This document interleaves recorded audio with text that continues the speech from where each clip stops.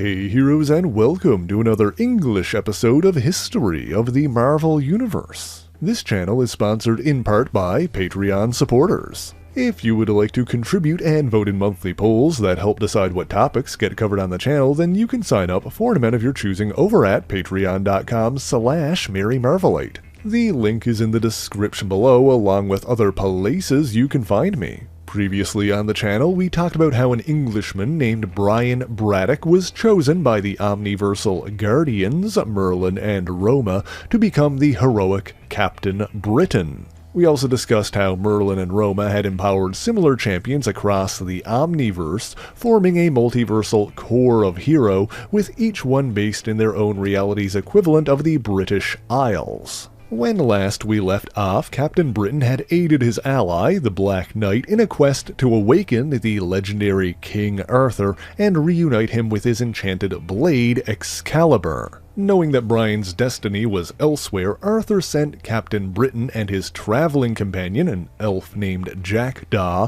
on a journey across dimensions. For this week's tale, we'll begin by turning our attention to the alternate reality Earth 238, colloquially referred to as the Crooked World. Considered to be the most retrograde of the various linked Earth worlds, this reality was home to a British politician named Sir James Jaspers. As a Member of Parliament, Jaspers ran on a doggedly anti-superhuman platform, but was secretly an insane reality-altering mutant, whose real goal was to eliminate anyone who could oppose him. After being elected, he orchestrated a worldwide purge of all superhumans, initially carried out by a paramilitary group called the Status Crew, which hunted superhumans and imprisoned them in death camps. For more powerful targets, Jaspers created a virtually invincible killing machine called the Fury. Referred to as a Cybiote, the Fury was a partially organic, highly adaptable artificial being. While capable of applying logic or relying on instinct depending on the situation, the Fury had no free will of its own, but was programmed to endlessly hunt and kill every superhuman on the planet, with the sole exception of its creator, Jaspers himself. Eventually, the last few survivors banded together in a last-ditch effort to oppose the killer Cybiote. One of the heroes present for this last stand was the core member Linda McQuillan, aka Captain UK. In the end, however, the Fury completed its purge of Earth 238, killing the likes of Arachnid, Android Andy, Tom Rosetta, Miracle Man, and more. Linda narrowly escaped the slaughter when her husband, Rick, used a transporter booth to teleport her to safety, activating the device mere moments before falling victim to the Fury himself. Thanks to Merlin's intervention, Linda was warped across dimensional borders and landed in the prime reality Earth 616. With nobody left who could stop him, Jaspers abandoned any pretense of sanity and became known as Mad Jim, a criminal who committed robberies for fun alongside the Alice in Wonderland-inspired Crazy Gang.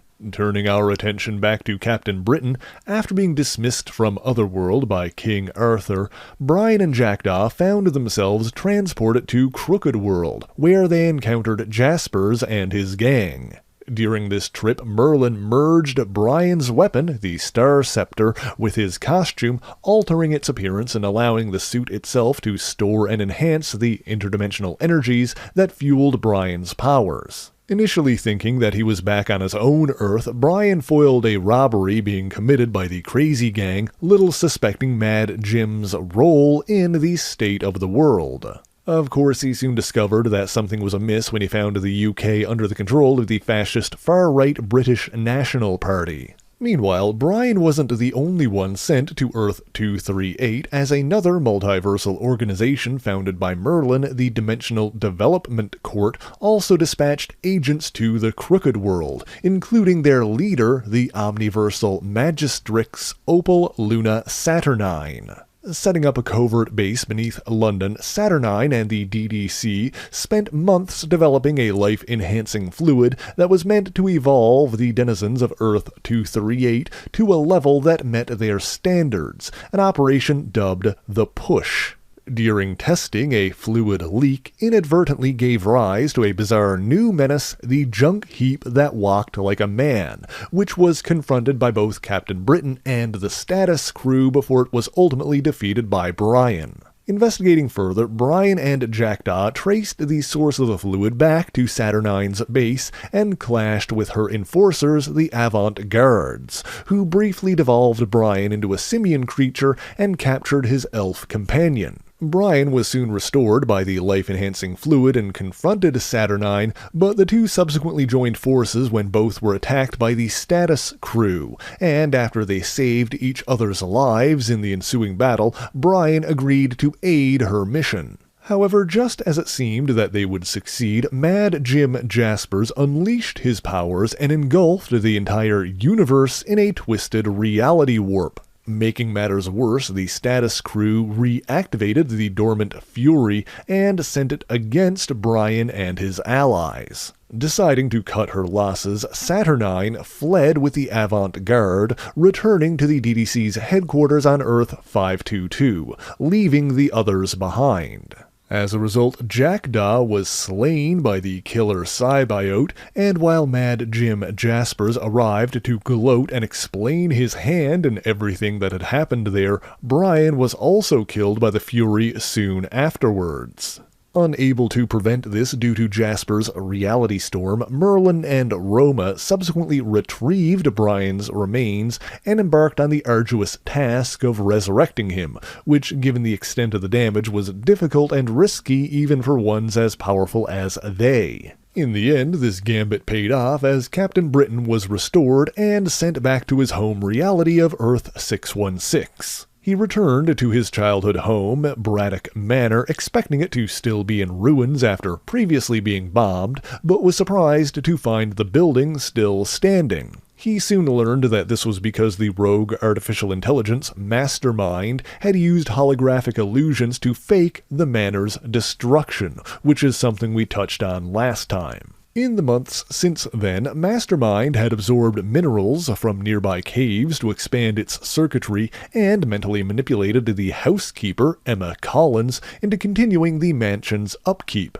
However, upon returning home, Brian reprogrammed the computer, and while he failed to rid it of the capacity for independent thought, he did eliminate its sociopathic tendencies and turned the enemy into an ally. Brian then reunited with his sister, Betsy, who had developed telepathic and precognitive powers since they last met, and had been recruited into the British intelligence agency Strike. As it turns out, despite the two being fraternal twins, Betsy Braddock was a mutant, while Brian was not. Soon afterwards, Betsy was targeted by the deadly assassin Slaymaster, who'd been hired to eliminate the members of Strike's Psi Division by the crime boss Vixen, to stop them from exposing her plan to seize control of the spy agency. Of course, Betsy was ultimately saved by her brother, who defeated the would-be killer. Meanwhile, after the whole debacle on the Crooked World, Saturnyne was accused of criminal negligence and arrested by the DDC, meaning that she would be deposed as magistrix if found guilty. She was placed on trial by her would-be successor, Mandragon, who barred her avant-garde from testifying and intended on serving as both prosecutor and judge. With the system stacked against her and few available options, Saturnyne tasked a group of cross-dimensional, loom-born, parahuman Gallifreyan mercenaries called the Special Executive with retrieving Captain Britain so that he could speak in her defense. Taken to Earth 522 against his will, Brian met two more members of the Corps, Captain England, who was from that reality, and Captain Albion from the next universe over. And while Brian certainly had plenty of enmity with Saturnyne, he had no desire to see anyone suffer unjustly and agreed to speak at her trial. However, in the ensuing proceedings, Mandragon ensured that any evidence that might exonerate her was lost when he erased the Crooked World from existence, claiming that he needed to prevent Jasper's reality warp from spreading. He also used this, along with accusations of dishonesty and collusion, to provoke Brian into speaking out of turn and had him restrained by the other captains, making him ineligible to testify. Mandragon then declared Saturnyne guilty and sentenced her to death. However, Captain Britain broke loose from his bonds and helped free her alongside the Special Executive. Brian, Saturnyne, and the Executive ultimately escaped back to Earth 616, but when they got there, Linda McQuillan, aka Captain UK, the sole hero to escape the Fury's purge of Earth 238, was there waiting for them with disturbing news. The Sir James Jaspers of Earth 616 was proposing legislation just like his counterpart on Earth 238 had done. On top of that, despite the complete annihilation of its entire reality, the Fury survived. It was even capable of modifying itself to pursue its targets across realities, although the journey to Earth 616 left it damaged and in need of physical matter to repair itself. It attacked a homeless woman named Esther McGeary, killing her and using her body as raw material. Her companion, Sidney Crumb, narrowly avoided the same fate, but was infected with a wound on his arm that would prove to have lasting consequences. We'll get back to the unfortunate Mr. Crumb later, but in the meantime, the Fury fully rebuilt its own body and tracked its quarry to Braddock Manor. There, the hero killer attacked Linda McQuillan, who narrowly escaped death thanks to outside interference from Merlin. Soon afterwards, Captain Britain and the others arrived to join the fray, and while several members of the Special Executive were injured or killed, together they succeeded in burying the Fury under enough stone to halt its pursuit, at least for the moment. Meanwhile, Jim Jaspers proved to be even more powerful than his Earth 238 counterpart and quickly took over the United Kingdom, transforming the country into a fascist totalitarian state and dispatching Strike to begin rounding up superhumans into camps. Captain Britain rushed off to confront the madman, but found himself unable to stand up to his foe's vast reality warping abilities. In the midst of this, however, the Fury broke free from its rocky imprisonment and continued pursuing its quarry. The Fury interfered in the fight, attacking Captain Britain, but when it saw the Mad Jim of that reality, it reasoned that it was not the same individual who created it, and attacked him as well. What followed was a prolonged battle between two nigh indestructible opponents that raged across space and dimensions, with each one proving resilient to the other's attacks. But in the end, the symbiote succeeded in pulling Jaspers into the empty space where the crooked world used to be. With no actual reality around to warp, Jaspers was effectively out of ammunition, and the Fury killed him by incinerating his brain. Of course, it should be noted that this result was what Merlin had been working towards since before he directed Brian to the crooked world in the first place, and while not everything went exactly as planned, he had indeed been manipulating things from behind the scenes for years, with the end goal of killing the Mad Jim Jaspers of Earth 616 before he could become a threat of omniversal proportions. But even as the battle between Jaspers and the Fury was reaching its climax, Merlin was already preparing another plot and faked his own death. The Fury then returned to Earth 616 to continue hunting Brian, but its battle with Jaspers had left it severely weakened, and while it still put up a good fight against Captain Britain, briefly gaining the upper hand, Captain UK intervened before it could slay him. In a fit of rage and grief, Linda unleashed an unyielding assault, ripping the Fury apart faster than it could recover until it was finally dead and damaged beyond repair. Saturnyne, meanwhile, examined Jasper's corpse, which had returned to Earth 616 with the Fury, and extracted cell samples from it for her own purposes. Soon afterwards, Aroma brought Brian, Linda, and Saturnyne to Otherworld to attend Merlin's funeral, along with King Arthur, Dane Whitman, and many members of the Corps. Because of this, Brian began to realize the extent of Merlin's machinations across the Omniverse and met many fellow corpsmen for the first time. He also learned from Roma that the oppressive regime instilled by Jaspers in his own Britain was being torn down, and that the damage he had done to reality would heal in time. In the wake of all of this, Strike was also discredited and dissolved.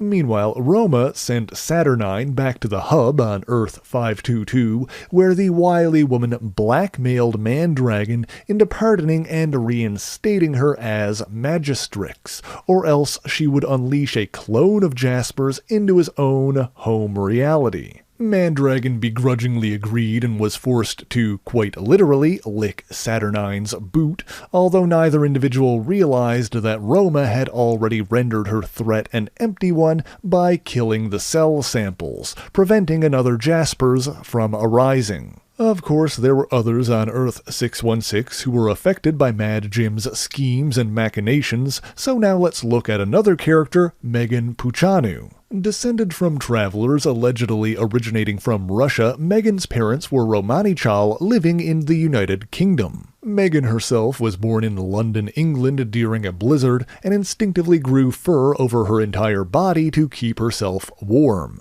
You see, Meggan Puceanu was a mutant metamorph, and not only that, but she was one of the few known mutants whose powers were fully activated from birth instead of manifesting during puberty. Furthermore, she was not simply a shapeshifter, but also possessed empathic abilities, which in turn affected her form. As a result, the superstitious whispers and ignorant speculation that others had about the so-called wolf child molded her into a monstrous amalgamation of their various fears, referred to by some as a fairy werewolf. This also caused her to become more violent during the full moon, and on such nights she was stricken with pain and rage. Initially unable to consciously control her abilities, Meggan grew up hiding from the world at large, and television became her primary source of education and entertainment. By some accounts, she did gain a level of control by the time she was 17, but would still revert to her fairy werewolf form on nights of the full moon.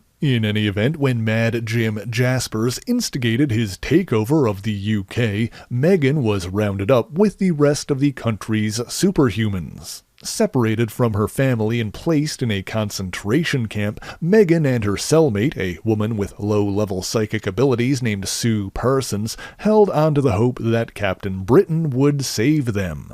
Sure enough, as we discussed earlier, Jaspers was eventually slain and his prisoners were freed.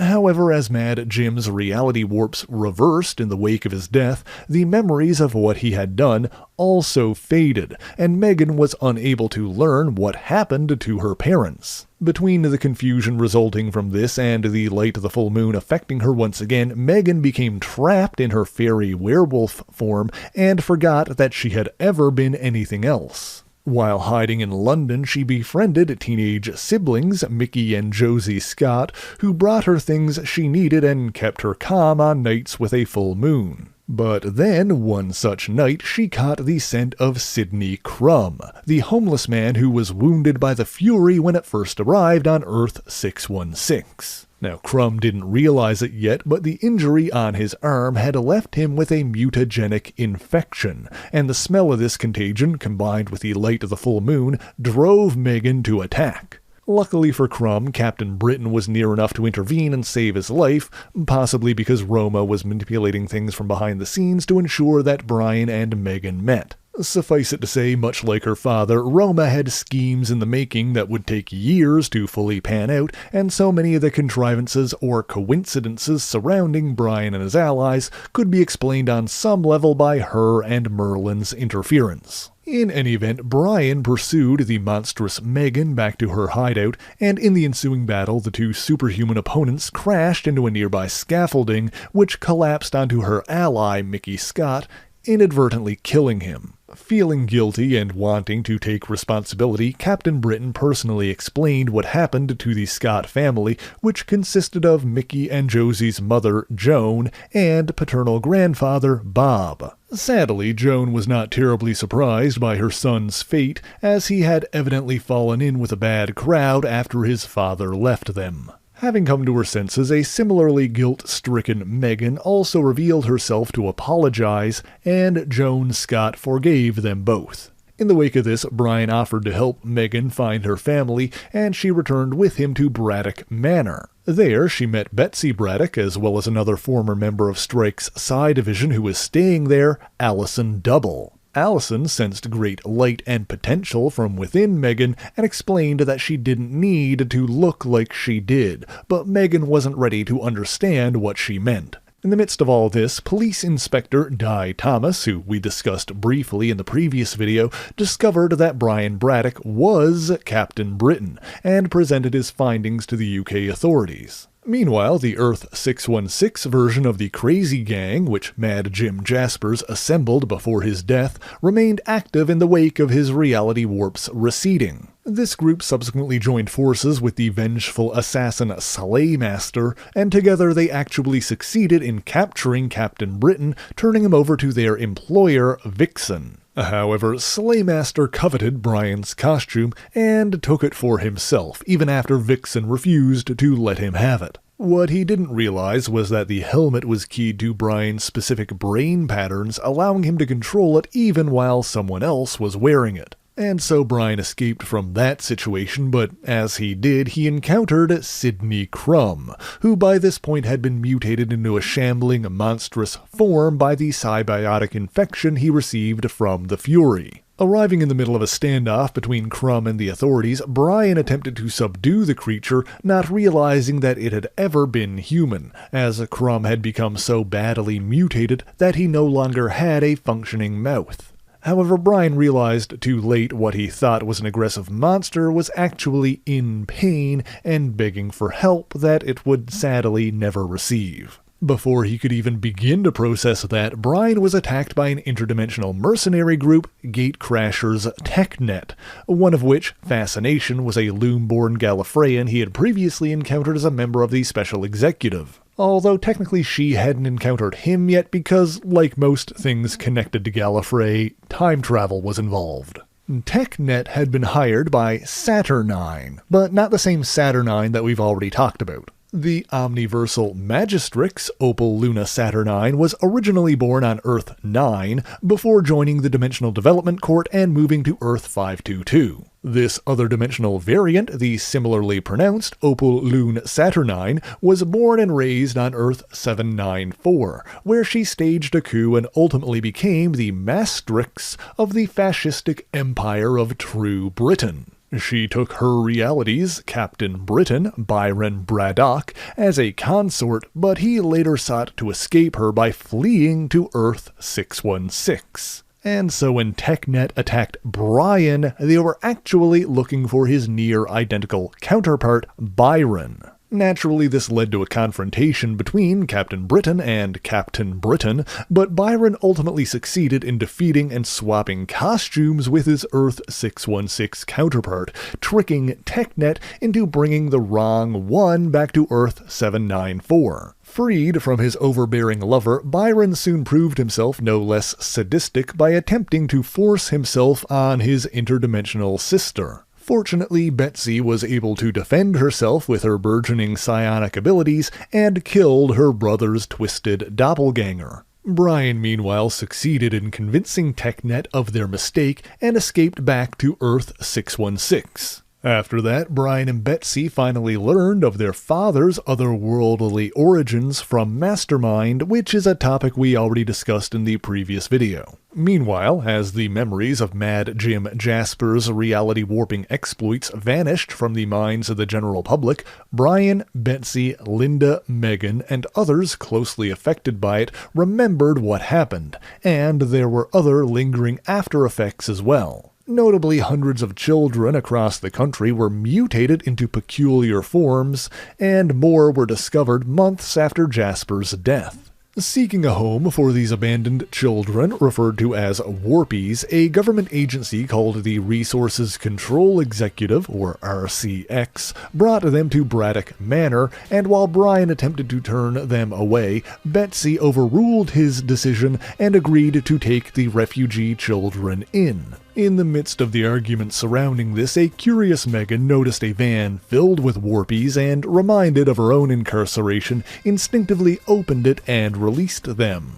However, the ones in that particular van were a powerful group called the Cherubim, which the RCX had brought as an assault team in case of emergency. Several flying cherubim generated an air vortex that sucked Meggan into it, but as she felt her body stretch and her skin peel, she also felt a ripple of iridescent energy cascading through her, and finally understood what Allison Double meant when she said that her powers were misunderstood.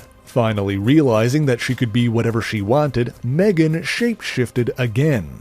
Subconsciously wanting to make herself more attractive to Brian, she transformed herself into a glowing elven woman with long blonde hair, and retained the ability to fly despite a lack of wings. When Brian, Linda, and Betsy were then sucked up into the cherub whirlwind, Meggan struck down the warpies generating it, but underestimated her newfound power and inadvertently killed them, much to the dismay of the RCX. While the remaining cherubim escaped in the confusion, the more peaceful warpy children moved into Braddock Manor, where they would be watched over by Betsy. As a result of all of this, the Resources Control Executive began plotting to depose Brian as Captain Britain and replace him with his sister, but that story will have to wait for another day.